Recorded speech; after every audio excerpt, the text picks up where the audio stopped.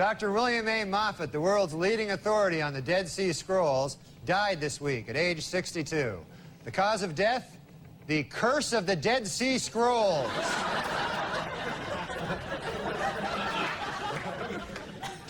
They are developing a pill which can give women orgasms without having sex. Read all about this revolutionary discovery in my new book, The World's Most Dangerous Drug.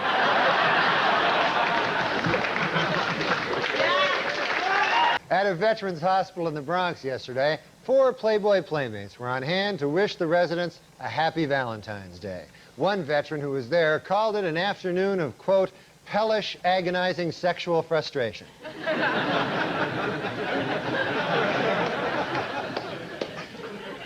And in North Carolina, the Bowman Gray School of Medicine is looking for 20 habitual marijuana smokers who they'll provide with free pot in order to study the effects of the drug.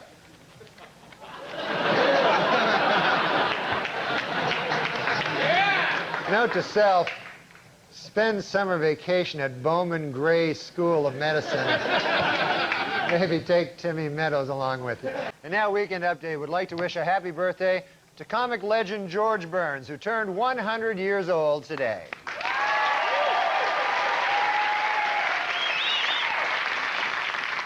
You know, I don't know the secret to his longevity, but I think I speak for all of us when I say, I hope Pauly Shore doesn't know it either.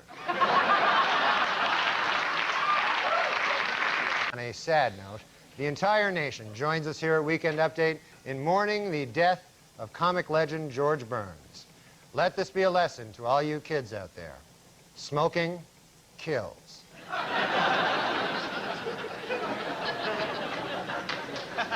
Last week, during his latest trial on charges of assisted suicide, Dr. Jack Kevorkian startled a Michigan courtroom when he stood up and shouted, "This is a lynching."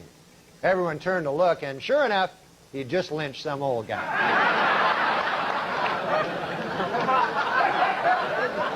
The Food and Drug Administration announced today that while 1 ounce of Special K with 4 ounces of milk is a good dietary source of protein, 1 ounce of Special K with 5 ounces of milk is deadly poison.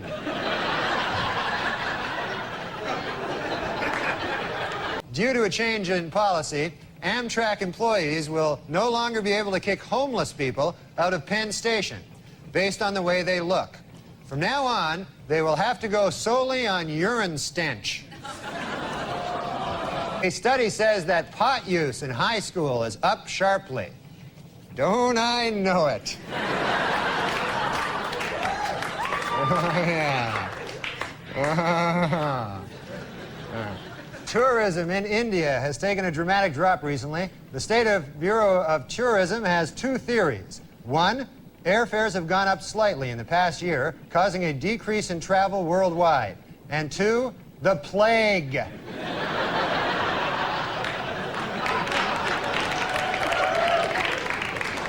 Sapphire called the First Lady a, quote, congenital liar.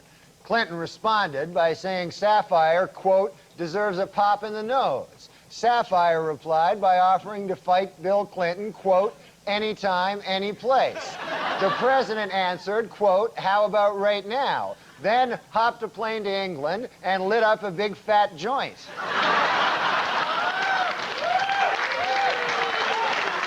This week, in arguments before the Supreme Court, lawyers for President Clinton asked that the sexual harassment suit brought by Paula Jones be delayed until he leaves office. According to Clinton's attorney, quote, if the president were hauled into court every time some nut accused him of sexual harassment, he'd have no time to scare up tail.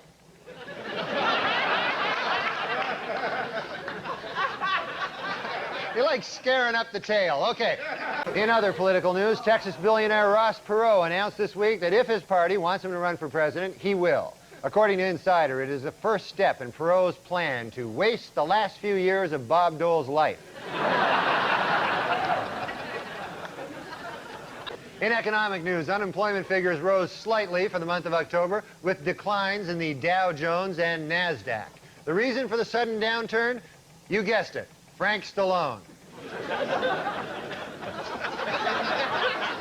Last Sunday's National Hockey League game between the Buffalo Sabres and the Tampa Bay Lightning was postponed due to record snowfall in Buffalo. Or so the Germans would have us believe.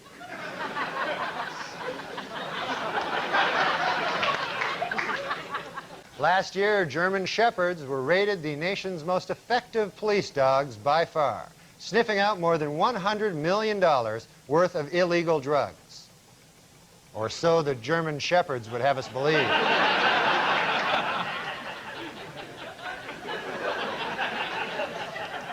What's it like to lose $35 million?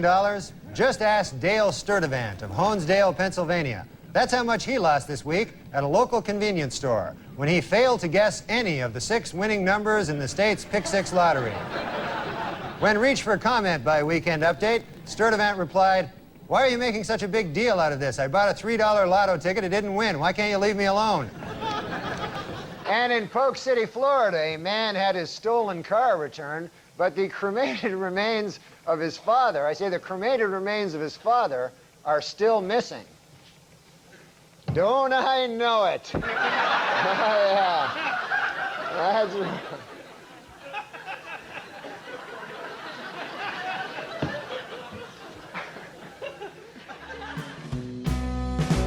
I'm just an old chunk of coal.